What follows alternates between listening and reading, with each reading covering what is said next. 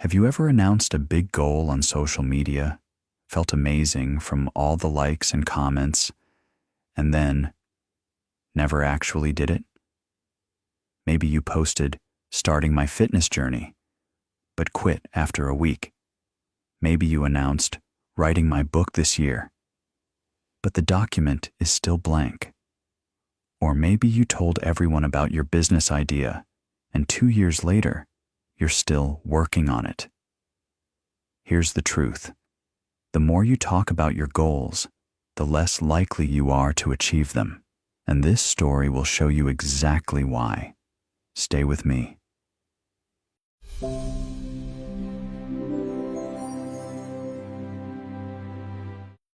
Once in a bustling village known for its craftsmen and traders, there lived two childhood friends, Raj and Amir. Both were 25 years old, hardworking, and full of dreams. One day, they both decided they wanted the same thing, to open their own shops and become successful merchants. They stood together in the village square, looking at an empty storefront, and made a pact. "In 1 year," Raj said, "we'll both have our own businesses."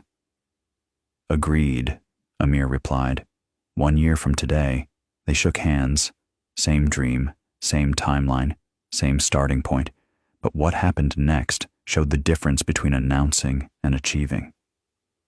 The very next day, Raj walked through the marketplace, telling everyone he met, "I'm opening a spice trading business. I've already planned everything. I'll have the biggest shop in the village within a year." People congratulated him. They praised his ambition. They told him how successful he would be. Raj felt incredible. The validation was intoxicating. Amir, on the other hand, said nothing. When people asked, "What are you up to these days?" he simply replied, "Working on something. I'll show you when it's ready." And then he went back to work. Over the following months, the village watched two very different journeys. Every week, Raj had a new announcement. "I met with a potential supplier today. This is going to be huge. I'm designing the perfect shop layout. Look at my sketches. I'm reading books about business. I'm learning so much." He spent hours in the tea house, telling anyone who would listen about his plans, his strategies, his vision. People were impressed. They called him ambitious, visionary, smart. But here's what Raj didn't notice. Every time he announced a step, he felt the satisfaction of achievement. Without actually achieving anything, every time someone said, "Wow, Raj, you're going to be so successful," his brain released the same chemicals it would have released if he had actually done the work. He was getting the reward without the result. Weeks became months. Raj was still talking about his supplier meetings, but he hadn't signed any contracts. He was still showing his shop designs, but he hadn't rented a space.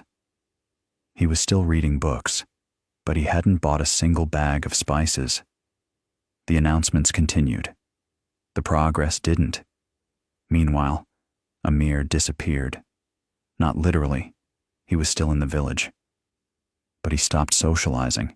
He stopped going to the tea house.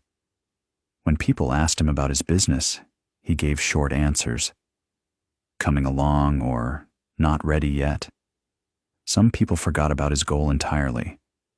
But while Raj was talking, Amir was working. At 5 a.m., before the village woke, Amir was meeting with suppliers. While Raj sketched designs, Amir signed contracts. While Raj read books about business, Amir was buying inventory, negotiating rent, building shelves, testing products. He made mistakes. He faced setbacks. Some days were frustrating and exhausting, but he didn't announce any of it. He didn't post about his struggles for sympathy. He didn't share his small wins for validation. He just worked day after day. In silence, people started to forget about Amir's plan.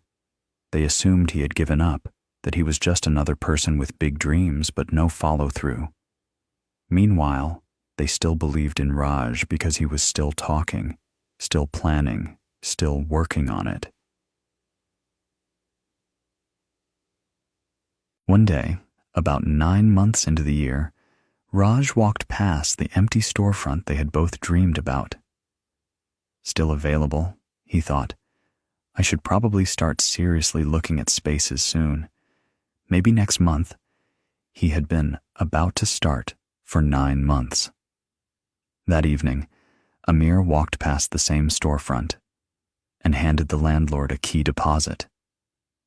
Exactly 1 year from the day they made their pact, the village square was buzzing with excitement.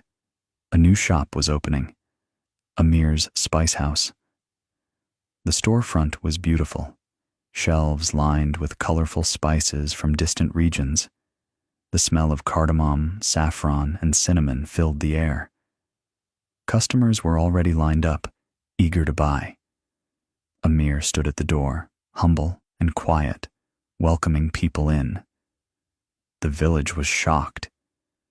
When did this happen? They asked each other. We didn't even know he was working on this. That's exactly the point. Raj stood at the back of the crowd, watching. His heart sank. A year ago, they had made the same promise. They had the same dream. They started at the same place. But today, Amir was a business owner. And Raj, he was still planning, still talking, still about to start. After the opening celebration, Raj approached Amir. How did you do it? He asked, his voice barely a whisper. I was working too. I was planning, learning, preparing. Amir looked at his old friend with kindness, not judgment. Raj, you were doing something, yes, but you were doing the wrong thing. What do you mean? You were feeding your ego with announcements. I was feeding my business with action. He continued. Every time you told someone about your plan, your brain thought you had already succeeded. You got the applause, the validation, the congratulations, all before doing anything real. That announcement dopamine is dangerous. It tricks you into thinking you're making progress when you're just making noise. I stayed silent because I needed all my energy for the work, not for the performance. I didn't want applause for my plans. I wanted results from my actions. Raj understood. Finally, painfully, he understood. He had spent a year building an image. Amir had spent a year building a business. My friend, this is not just an old story. This is your story. This is our story. We live in an age of announcement. Post your goals, share your journey, update your followers, and every like, every comment, every "you got this" gives you a tiny hit of accomplishment. Without the accomplishment, here's what psychology tells us. When you announce a goal, your brain experiences something called social reality. You've told people, so in your mind, it's partially real already. The pressure to actually do it decreases because you've already received the social reward.